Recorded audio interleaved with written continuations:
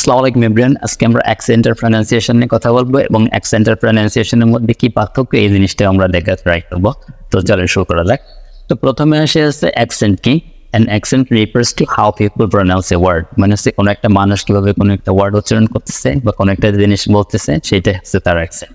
মানে তার কথা বলার ধরন, তার উচ্চারণ করার ধরন, এটাই হচ্ছে তার অ্যাকসেন্ট। আশা করি বোঝা গেছে অ্যাকসেন্ট জিনিসটা কি। তো পৃথিবীব্যাপী অসংখ্য অ্যাকসেন্ট আছে। তো ইংলিশের জন্য কতগুলো ফেমাস অ্যাকসেন্ট আছে, সেগুলো হচ্ছে আপনার ব্রিটিশ অ্যাকসেন্ট, আমি একটু লিখে দিচ্ছি। ব্রিটিশ অ্যাকসেন্ট, এরপরে আছে আপনার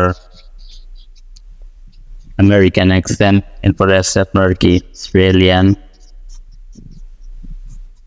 অস্ট্রেলিয়ান অ্যাকসেন্ট, কানাডিয়ান অ্যাকসেন্ট। তো এগুলো হচ্ছে বহুল ব্যবহৃত ইংলিশ অ্যাকসেন্ট। তো বিশেষ করে ব্রিটিশ আর আমেরিকান, এই দুইটা অ্যাকসেন্টে আর কি মানুষ বেশি, যাদের আর কি ইংলিশ মাতৃভাষা না, তারা আর কি বেশি এই দুইটা জিনিস ট্রাই করে, এই দুইটা জিনিস শিখতে চায়। তো এখন আমরা বলবো হচ্ছে অ্যাকসেন্টের প্রয়োজনীয়তা, importance of accent in spoken English. তো অ্যাকসেন্ট কি আসলে সবার জন্য দরকার? আমি বলবো সবার জন্য অ্যাকসেন্ট দরকার না। আপনি মনে করেন এই মাত্র ইংলিশে কথা বলা শিখছেন, আপনি আপনার সম্পর্কে বলতে পারেন, মানে আপনি ইন্টারাকশনটা পারেন, অথবা আপনি সামান্য একটু এদিক সেদিক একটু বলতে পারেন, বাট ফ্লুয়েন্ট না, কথা বলার সময় অনেক বেড়ে যায় বা অনেক হেজিটেশন ফিল করেন, ভয় করে। তো আপনার জন্য অ্যাকসেন্ট দরকার নেই। অ্যাকসেন্ট দরকার কাজের জন্য? অ্যাকসেন্ট দরকার হচ্ছে যারা আর কি বলে কথা বলতে পারে, যারা অনেক ফ্লুয়েন্ট, যে কোনো বিষয় নিয়ে কারোর সঙ্গে কথা বলতে পারে বা ইন্টারন্যাশনালি কথা বলে, তাদের বা নেটিভ স্পিকারদের সঙ্গে কথা বলে, তাদের জন্য হচ্ছে অ্যাকসেন্ট ইম্পর্টেন্ট। কারণ কি, মনে করেন আমরা তো বাঙালি, আমরা যখন বাংলায় কথা বলি, ধরেন আমি তোমায় ভালোবাসি বা আমি তোমাকে ভালোবাসি, আমার সোনার বাংলা, আমি তোমাকে ভালোবাসি। তো একজন আমেরিকানকে আপনি যদি বলেন যে তুমি এই জিনিসটা বলো, ও কি এরকম বলতে পারবে আমার সোনার বাংলা? ও বলবে না, হয়তো এরকম বলবে যে আমি তোমায় ভালোবাসি। এই ধরনের একটা টান আসবে, কি সাউন্ড আসবে, কারণ ওদের অ্যাকসেন্টটা ওই রকম।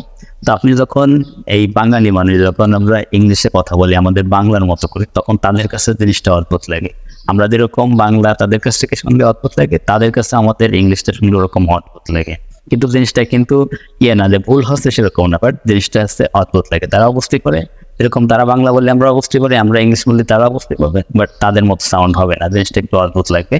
আপনি যদি মনে করেন যে না, আমি তাদের মতো সাউন্ড করবো, তাদের মতো কথা বলবো, তাহলে আসলে মানে আর একটু মডার্ন বলবো, যেহেতু ইংলিশ তাদের ভাষা, যে কোনো ভাষা সেইভাবে যদি বলেন তাহলে আসলে জিনিসটা অনেক সুন্দর শোনা যায়। আপনি যদি মনে করেন যে না, আমি এরকম সুন্দর শোনাবো, তাহলে আপনি কিন্তু এই অ্যাকসেন্টটা ট্রাই করতে পারেন। ঠিক আছে? তো আশা করি বোঝা গেছে অ্যাকসেন্টের প্রয়োজনীয়তাটা কি। এবার আসে অ্যাকসেন্ট আর প্রনাউন্সিয়েশনের মধ্যে কি পার্থক্য। তো আমি এখানে পার্থক্য বোঝানোর জন্য কতগুলো জিনিস লিখে রাখছি। এটা হচ্ছে অ্যাকসেন্ট আর প্রনাউন্সিয়েশন। মনে করেন আমরা যেহেতু বাঙালি, আমরা কি বলি? ভেজিটেবল, এই জিনিসটা বলি। বাট একজন নেটিভ স্পিকার, যে একজন আমেরিকান, যে ও তো এই ভেজিটেবল এই বলে না, ও কি বলে? ভেজিটেবল। ভেজিটেবল মানে একটু থাইমে যায় এখানে। তারপরে মনে করেন সুইজারল্যান্ড, আমরা কি বলি? সুইজারল্যান্ড। বাট ওরা কি বলে? সুইজারল্যান্ড।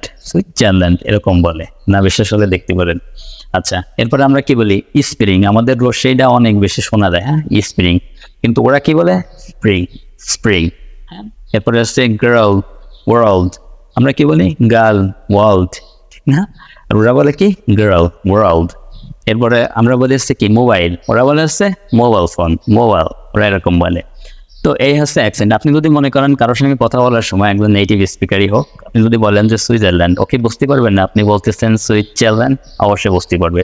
অথবা আপনি এরকম বললেন যে টিচার, ও কিন্তু বুঝবে যে আপনি টিচার, মানে এই জিনিস আপনি টিচার না বলে টিচার বললে, আপনি কিন্তু ও মানে বুঝতে পারবে যে আপনি ওই টিচারই মিন করতেছেন। ঠিক আছে?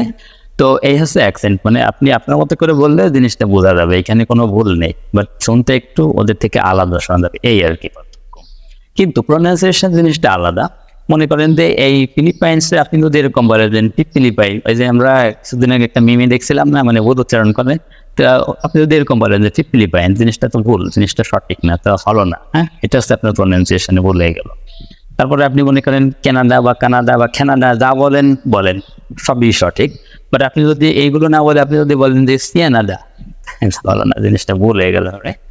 তো এরপরে আসে আপনি জানুয়ারি না বলে আপনি বললেন যে জানোয়ার অথবা ফেব্রুয়ারি, এরকম। তো এই জিনিসগুলো হচ্ছে ভুল প্রনাউন্সিয়েশন, এগুলো হচ্ছে প্রনাউন্সিয়েশনে ভুল। আর আরেকটা বেশি ভুল করে থাকে আমাদের বাঙালি স্টুডেন্টরা, এই ফার্স্ট আর হচ্ছে ফার্স্ট, এই দুইটা জিনিস, দুইটা সম্পূর্ণ আলাদা। ফার্স্ট এটা দ্রুতগামী, মানে সে যদি আপনি I can run fast, right, আর I am the first boy of my class, দুইটা জিনিস আলাদা। এটা হচ্ছে ফার্স্ট আর একটা ফার্স্ট। তো এখন থেকে এই দুইটা জিনিস কিন্তু একটু কেয়ারফুলি উচ্চারণ করবে। তো আশা করি বোঝা গেছে যে অ্যাকসেন্ট আর প্রনাউন্সিয়েশন জিনিসগুলো কি। Pronunciation is more important than accent, right?